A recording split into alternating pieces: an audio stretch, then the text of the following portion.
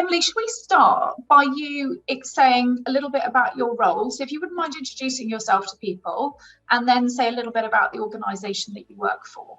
Yes, absolutely. So hello, my name is Emily Hocking. I head up talent acquisition for our bus and train businesses at Arriva UK. So really, what does that mean? Well, really that's all talent acquisition from our cleaners, bus drivers, train drivers, all the way up to our directors. We are a frontline business. We run buses and trains. It says it in the name. And we have 15,000 employees in our bus business. 12,000 of them are bus drivers. And in terms of our trains business, we're a subsidiary. So we're made up of Arriva Rail London, Chiltern Railways, Cross Country, Grand Central, Arriva Train Care, which is a maintenance business, and Arts, which is rail replacement. Wow. Okay. So you're basically looking after a huge amount of different roles in different companies and different brands, really. Yeah, different brands. So we're about 22,000 all up. And that's a mix of the two, plus, of course, the corporate. So that's like central teams, which is the procurement, HR, finance, IT. Yes. Amazing. And the reason I've met you is because we were both at the same event, which was organised with a view to targeting people over the age of 50 to sort of let's do more as organisations and people interested in this sector to try and do what we can to make things easier for people who might, whether it's changing jobs, whether it's finding a job in a different company, whatever it might be. And you came up to me as sort of very enthusiastic about this idea about sort of targeting really this kind of 50 plus audience. Can you share your own views as to why your organisation is interested, or what do you see as being valuable about what this kind of demographic can bring to an organisation? Yeah, absolutely. And it's a great question. And I think it would vary depending on the person you're speaking to. For me, it's about experience and it's about interest. So, and I think when I think about this population and I think about Arriva, I see a complete match. And the reason why, as I said earlier, 22,000 employees from frontline to corporate, I guess you could say living wage positions. We have no skilled, low skilled, skilled, highly skilled, technical, and then we have the director population. And I think what is exciting about Arriva for this population is not only do we have all of those options, but we have in-house training. Amazing. So there is no barrier to entry for Arriva, no matter what your background is, no matter what you've been doing, or if you're looking to transfer or just go, you know what, let's just see what's out there and have a conversation. That wouldn't limit you. You don't need to necessarily have that technical background, appreciate for some technical roles like for like, but there's still an opportunity where we can upskill you. Yeah. So I think what's cool about it is it's limitless. Yeah. Within an operational world. Yeah. Yeah. And so, I mean, I think on that basis then let's go into, so you've kind of given a broad overview about the sorts of roles that are available. Most people, luckily within an industry like yours, most people can relate to buses and trains. You've kind of got a fairly good idea of what those sorts of roles entail. What do you see as being the sorts of skills if people join Arriva, what are the kind of things that you would suggest they might enjoy doing to consider the sorts of roles that you guys have got available? Yeah, absolutely. Another great question. And I guess what's great about Arriva is if it's interested in customer service, customer facing, we've got those station staff roles, or we have, if we look at bus, we have depots, or we have, I guess, on bus or on train as well. We've also got catering. But also if you're coming from a different background and you're, depending on your thinking or your experience, have you ever thought about train planning or scheduling, which is something that's actually quite out there and really no requirement in terms of qualification. So even if you might not wanting to be facing towards the public, but maybe you've been thinking about, are you really good planning, or that's what you've done in your previous life, then could you come and look at that? And how do we run our trains, and when we run our trains, how we run our buses? Mm-hmm. And then, of course, you go into the more traditional jobs, which speak for themselves. But I think in terms of that customer service, it's not just sitting at a ticketing desk. It's also being on board, or it's standing on the station, communicating with customers, the next train's arriving, or you just need to move down here to move onto a rail replacement bus, which will take you to your destination. So it's not just, oh, well, I'm going to be on the front line speaking with passengers and customers daily. It's like, well, no, there's actually lots of other things that go behind us delivering the service. And that could be in revenue management, looking at cool and innovative ways that we do take revenue, or also business development, thinking about your community and the community that you live in. What could better connect public transport? What could we offer that we could better service the individuals that live in that community? Could that be, I don't know, some sort of taxi service that we could run? Or could that be like a minibus? Or could it be a free shelter to the, a free shuttle, to the supermarket?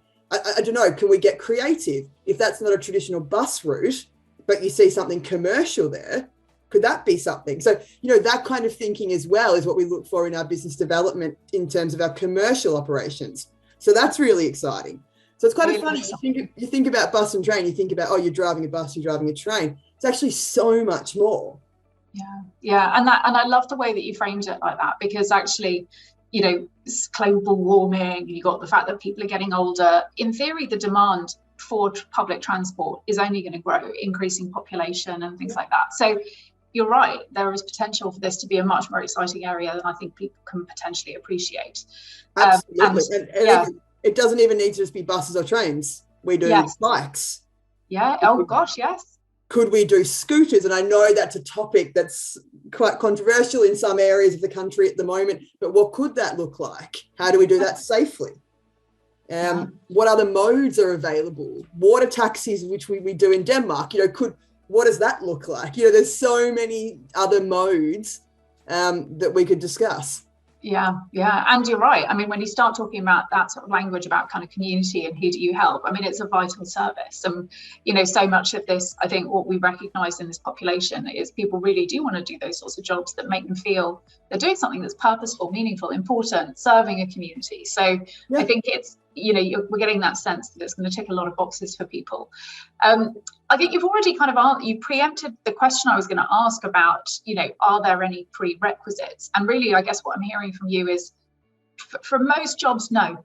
Yeah. Obviously for some sort of technical roles, there might be the odd one here and there, but by and large, actually people can arrive at Arriva and expect to get some form of training. So their age or previous job experience shouldn't, in theory, be a barrier for probably the majority of jobs. Is that right? Yeah, that's right. Only 2 days, Friday, did we sign off to take an increased apprenticeship cohort for our finance positions.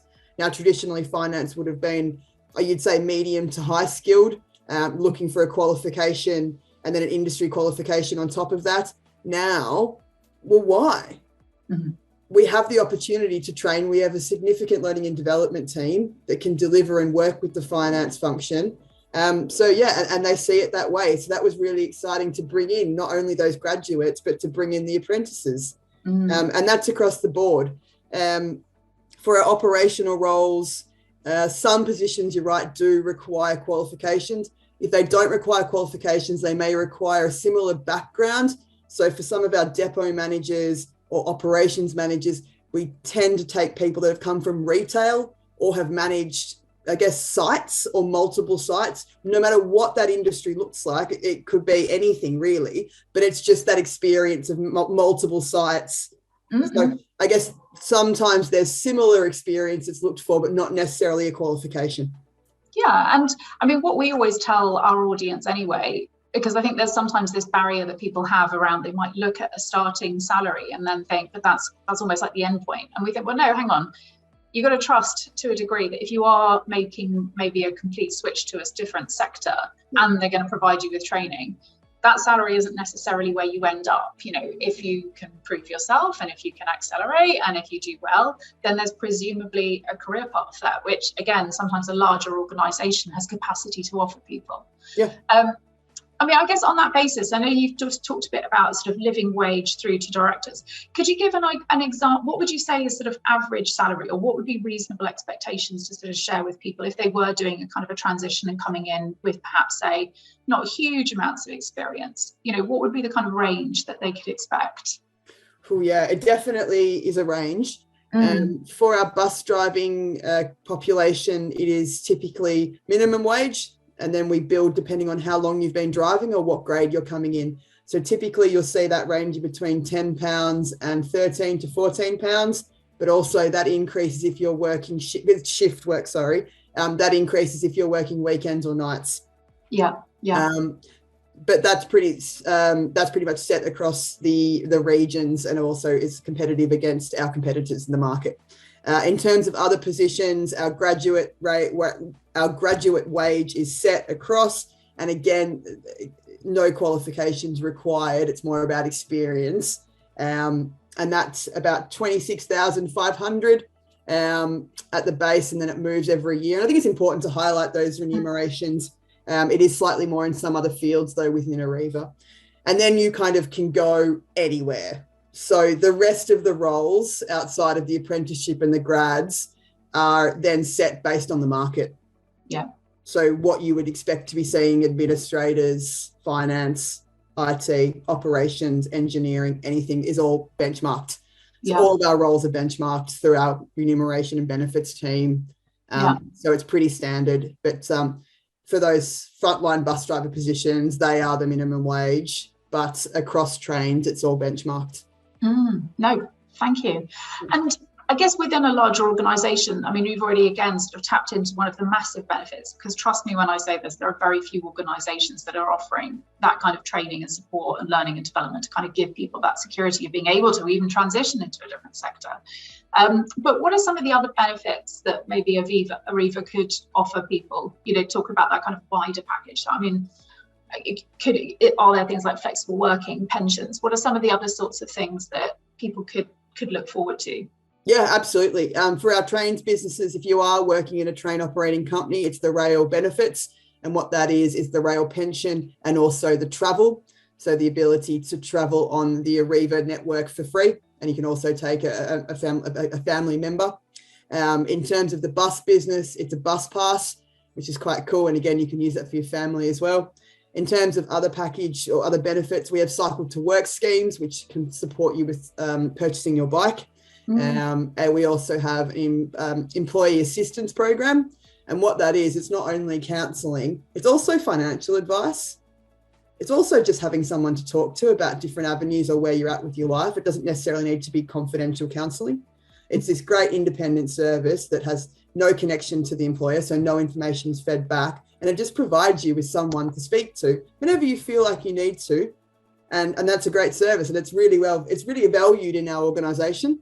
And it's capped about 5 sessions, but it's individual. So if you would like a few more, absolutely, we need to increase that package per year. And again, it doesn't necessarily need to be counselling. It can be anything, any event. And I think it's always good to have that in an organisation, because there's so much going on in the world right now. Sometimes we just need to pick up the phone and speak to someone. And I think it's great that we have that confidential number. And again, it doesn't matter what the issue is or even the environment that you're operating in.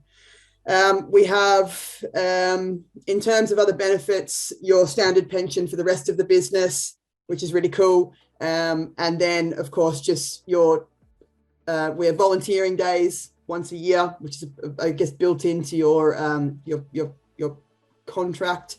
And then we have flexible working. Now, some roles, unfortunately, cannot be flexible because, buses and trains again. Yeah, exactly. You're working on the front line. For our corporate positions, we have a 2-day in, 3-day out policy, which is great. And that just provides you with that flexibility, and you can choose those days that you're in and you're out. But it's always great to make sure you're there when the team's all there.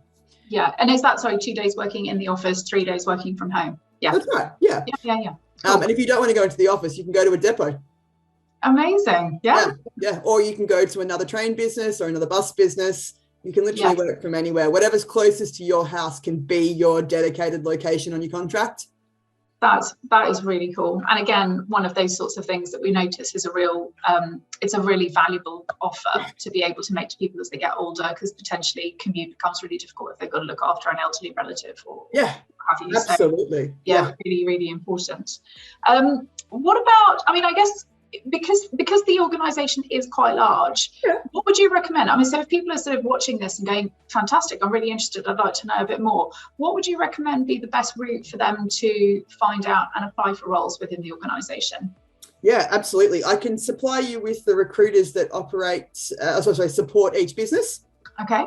But if you're looking for something more general, I can supply you with the websites, and they've got all of our positions, and then they're constantly updated. So you can kind of get a feel for what we're recruiting for when. If you're looking for more of just a general conversation, I can provide you with the contact details of the recruiters to give you an overview of that business, or you can just get in contact with me and then I can give you, I guess, that overview of what Bus and Train looks like. Okay. All right. Well, what I'll do is I'll pop those details. If I could get those from you, I'll pop those in the kind of underneath this video. Yeah. The last thing I'd ask you then is, do you have any tips? So for someone who's thinking, yeah, I really like the look at this job, is there anything that you think would kind of swing them over the line to being this is definitely someone we want to have in Arriva? During the interview process or application? Well, I don't mind either. Yeah, it's a $1 million question, isn't it? Personally, I think from all the years of recruiting, CV is, and unfortunately we're still in that position where we are, requesting CVs for a lot of our positions. CV is everything because it's really that first impression. Mm-hmm. And I know it's really challenging to write a CV, and even I find it challenging, even though I look at them every day. I think you've got to be really, really cutthroat when you're putting your CV together. Really think about and tailor it to the job that you're applying for. And I know that can be a lot of work because then you have to write multiples, but it makes a really big difference. Cover letters are not so interesting anymore. I don't think I've personally looked at a cover letter in the last 3 years. Okay. I'm going straight in for the CV. I'm spending about 30 seconds to a minute, depending on the seniority of the role. So useful, yeah. And it's all about the first 2, 3, 4 roles. If I don't see an immediate match, even for transferable skills, I'll move on. Yeah, okay. So I think it's really great to have as much, maximum 2 pages, and really think about what you want on that first page, because again, that's really all the recruiter is going to look at, if not just the top half of that document. Mm-hmm. So I know you probably want to put as much education as possible, but really think about what's important. What have you done recently? Or maybe just highlight your higher education experience or the level of qualification you have now, and just make that a top line, a really quick introduction. And I think the introduction needs to be tailored to the job that you're applying for. Because if you read that opening statement, the recruiter wants to be convinced that that's what you're applying for and you can do the job. Yeah. Fantastic. Okay. All right. So that's CV, and that's brilliant. Yeah. Thank you very much for that. But what about an interview? What are the sorts of things that, help someone get through an interview process in your mind? Yeah. And always, challenging, because you never know what the panel is going to be like. You don't know if they're going to be relaxed. You don't know if they're going to be incredibly formal. You don't know if it's going to be really serious. And then, it can be a little bit nerve-wracking. My tips for interviews is always over-prepare. And when I talk about over-preparing, it's knowing as much about the organisation as possible, and also knowing about the business unit that you're applying to. And I know that can be sometimes challenging, but if you can ask the recruiter who's facilitating, or the HR business partner who's facilitating the interviews, ask them for some information. Always look up the panel on LinkedIn. Yeah. And yes, they'll see that you've looked them up, but that's kind of cool. That's kind of cool. Then they know when they see you, oh yeah, you looked at my profile. And then you can kind of build some banter, because then you know where they've studied, what they've done in their past, and maybe there'll be a link there that you could bring up in the interview just to tie it all together. Yeah. And again, that's really, it's a really nice, neat trick, isn't it? Just anything you can do to try and break that barrier from being complete strangers to having a sense of familiarity and making an effort and going slightly over and above, I think does tend to go down well. So yeah. Always. And lastly, and I'm terrible at it because I am not short, I can't even say it correctly. Short, sharp and concise. I'm the opposite. I'm never structured. Highly recommend practice your interview questions. So I appreciate you might not have the interview questions beforehand, but work through the STAR methodology. Yeah. And write down answers that you think will come based on just simple research on Google, interview questions, and kind of just get your mindset into thinking about answering questions in that way. We don't want to ramble. We want to get to the point. How did you get there? What did you do? What were the obstacles, risks, challenges? So really think about your answers strategically and don't over communicate. I think it's always better to under communicate and then they may ask a follow-up question, which then that gives you the opportunity to finish that full star. Yeah, totally agree. And again, that's really useful, because again, one of the things that we do provide to our members is all that sort of stuff. So kind of interview skills training and CV stuff and LinkedIn and what have you. So yeah, very, very helpful. Nice to know that we're providing a service that's, arguably speaking, very useful. Yeah, absolutely. Okay.